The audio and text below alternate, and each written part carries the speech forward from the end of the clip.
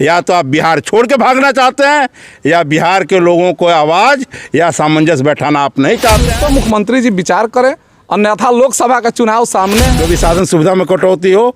और नीतीश जी तो खुदे हैं। सरकार के नियम में और सरकार के नियत में आपको फर्क देखना है तो आप पिछले दिनों के 19 एजेंडों पर जब मुहर लगी है तो आप देख सकते हैं कि जहां 6 प्रकार के जनप्रतिनिधियों का मानदेय बढ़ाया गया है, भत्ता बढ़ाया गया है, उसमें जिला पार्षद प्रतिनिधि का और फिर कह सकते हैं कि पंचायत सदस्य का एक तरह से मानदेय न बढ़ा करके सरकार की नीयत में खोट जैसा सीधे तौर पे आपको दिखाई दे रहा है।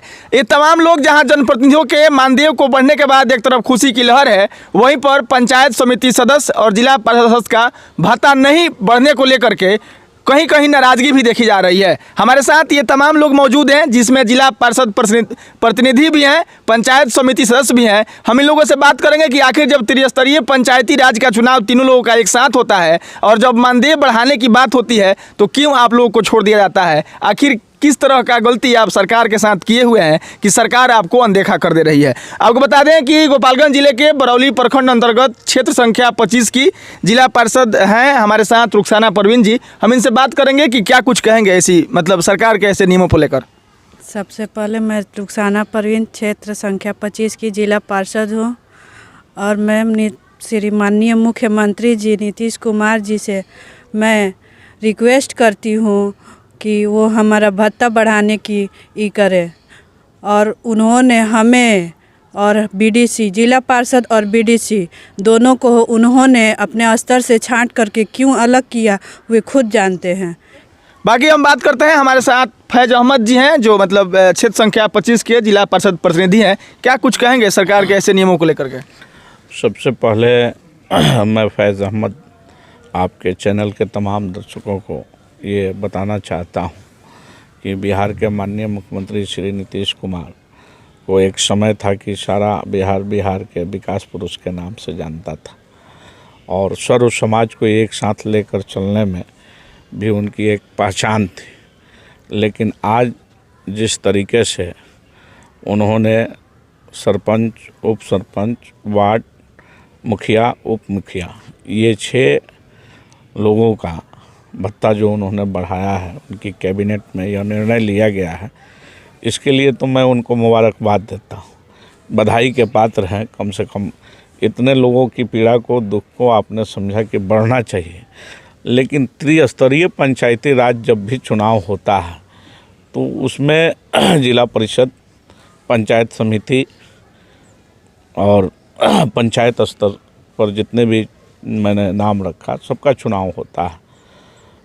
इस कंडीशन में 2 लोगों को छोड़ देना, जिला पार्षद का और पंचायत समिति सदस्यों को, इनका भत्ता नहीं बढ़ना कहीं ना कहीं इनको अपमानित करना हुआ, अपमानित महसूस हो रहा है।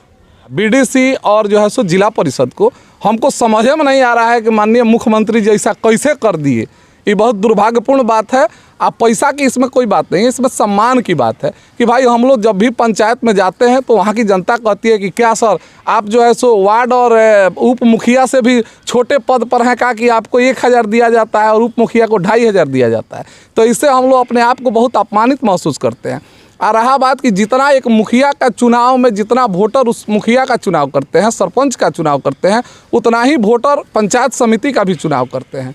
और रहा बात जिला परिषद का, तो 8 या 9 पंचायत मिला करके एक जिला परिषद का चुनाव करता है।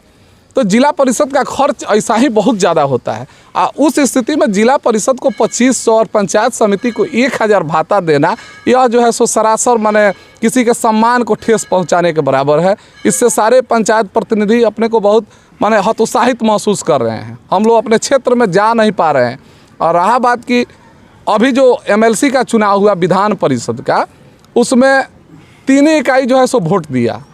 हम ही लोग जो है सो 3 इकाई मिल करके विधान परिषद का चुनाव जो है सो हम लोग वोटर थे उसमें पंच और उप सरपंच और सरपंच का कहीं जिक्र नहीं था। उसमें पंचायत समिति और मुखिया और जिला परिषद और वार्ड यही लोग मिल करके विधान परिषद का चुनाव में वोट किए।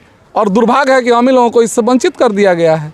मैं माननीय मुख्यमंत्री जी से और माननीय पंचायती राज मंत्री जी से पुनः आग्रह करता हूँ कि आप परिवार के मुखिया हैं परिवार का जो मालिक होता है उस सबको एक साथ लेकर के चलने का काम करता है। तो सुबह का भुलाया अगर शाम को वापस आ जाए तो उसको भुला नहीं कहते हैं। माननीय मुख्यमंत्री जी और पंचायती राज मंत्री जी पुनः इस पर विचार करें और जितना जल्द हो सके दोनों इकाई का जो है सो भत्ता बढ़ाने का काम करें, जिससे आने वाले लोकसभा और विधानसभा में हम लोग भी अपना मजबूती उनके साथ दिखाएंगे। अन्यथा हम लोग भी सोचने पर मजबूर हो जाएंगे। हम लोगों के साथ भी 10,000 वोटर है, हम लोग भी अपना कुछ करना शुरू कर देंगे। चलिए, मैं यहाँ पर आने ही वाला था, लेकिन एक बात और आपसे जानना चाहेंगे कि चूँकि मान लीजिए आप तमाम बीडीसी माने जो सदस्य हैं उनका अध्यक्ष हैं, अगर सरकार आपकी इन तमाम मांगों को नहीं मानती है तो कल होकर के आप लोग क्या करेंगे? तो हम लोग ब्लॉक स्तर पे अपने पूरे जो है सो सदस्यों को इकट्ठा करेंगे, हम लोग धरना प्रदर्शन करेंगे। उसके बाद हम लोग जिला स्तर पर हमारी संगठन है, हम लोग जिला स्तर पर अपना जो है सो धरना प्रदर्शन करेंगे। उसके बाद हम लोग बिहार सरकार को घेरने का काम करेंगे, कारण कि भाई हम लोग भी पंचायत स्तर के प्रतिनिधि हैं और वो लोग भी जो है सो विधानसभा स्तर के प्रतिनिधि हैं। अंतर इतना ही है कि हम लोग ब्लॉक स्तर पे जो है सो सदन में अपने आवाज़ को बुलंद करते हैं, वो लोग राज्य स्तर पर करते हैं। आप पंचायत की इकाई, पंचायत की विकास में जिस तरह से पंचायत की भागीदारी है, उसी तरह से हम लोग पंचायत की हर बातों को ब्लॉक स्तर पर लेकर के अपने पदाधिकारियों के सामने मजबूती से अपनी पंचायत की समस्या को रखते हैं। उसी तरह से जिला परिषद के सदस्य जिला परिषद के सदन में अपने मजबूती से अपने बातों को रखते हैं अपने पंचायत की, और उसी तरह से विधानसभा में विधानसभा के जो विधायक होते हैं, माननीय सदस्य होते हैं, वो लोग भी रखते हैं।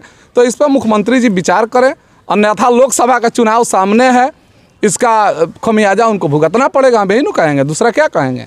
चलिए, अंत में हमारे साथ उपेंद्र तिवारी जी हैं और आपने देखा होगा इनको कई सामाजिक कार्यों में हमेशा से चढ़ बढ़ के हिस्सा लेते हैं। सरकार तमाम लोगों को नौकरी दे रही है, आंगनबाड़ी का भत्ता बढ़ गया, जनप्रतिनिधियों का भत्ता बढ़ गया, और इसी आनन फानन में पंचायत समिति सदस्य को और फिर जिला परिषद सदस्य को छोड़ दिया गया है। कहाँ तक जायज़ है और मतलब ठीक है कि नहीं? ये सबसे पहले 9 वर्ष की आपके दर्शकों को शुभकामना, और नीतीश बाबू को भी शुभकामना कि उनके 3 बेटे, एक बेटे के लिए तो आपने अच्छा किया, 2 बेटे के संग सौतला व्यवहार क्यों किया? क्या वो काम नहीं कर रहे थे? क्या वो गलत लोग थे? क्या वो अवांछित लोग थे? वो कौन थे? तो नीतीश कुमार जी को इस पर संज्ञान लेना चाहिए कि अगर परिवार को एकजुट लेके चलना है त्रिस्तरीय पंचायत को, तो एक बेटे को तो आपने दिया, लेकिन 2 बेटे को क्यों नहीं दिया, ये सवाल उठता है। और उनको जल्द से जल्द इस पर कार्रवाई करनी चाहिए। और भत्ता, देखिए भत्ता कोई बड़ी बात नहीं है। अरे आपके पास जितने ही कपड़े कम, 3 बेटों को तो 3 कपड़ा दीजिएगा ना भाई।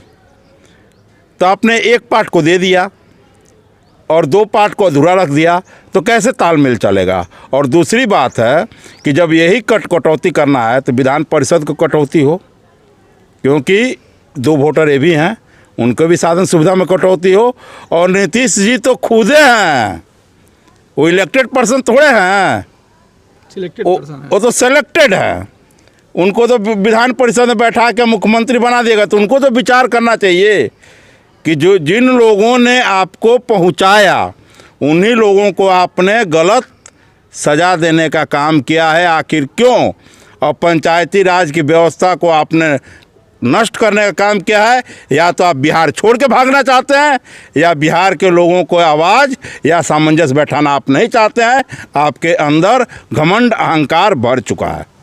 अच्छा, इसमें आप देखे होंगे जो उप सरपंच का पद होता है, उप मुखिया का जो पद होता है, ये लोग चुनाव जीते हुए जो मतलब पंच होते हैं, वार्ड होते हैं, ये लोग चुनते हैं। ये कोई आधिकारिक पद नहीं होता है। लेकिन जिला पार्षद और बीडीसी ये लोग मतलब जनता के वोट से चुने जाते हैं। इन लोगों को छोड़ देना और मतलब नज़रअंदाज कर देना, ये तमाम लोग अब आंदोलन करने को मतलब तैयार हैं। ये कहाँ तक जायज़ है?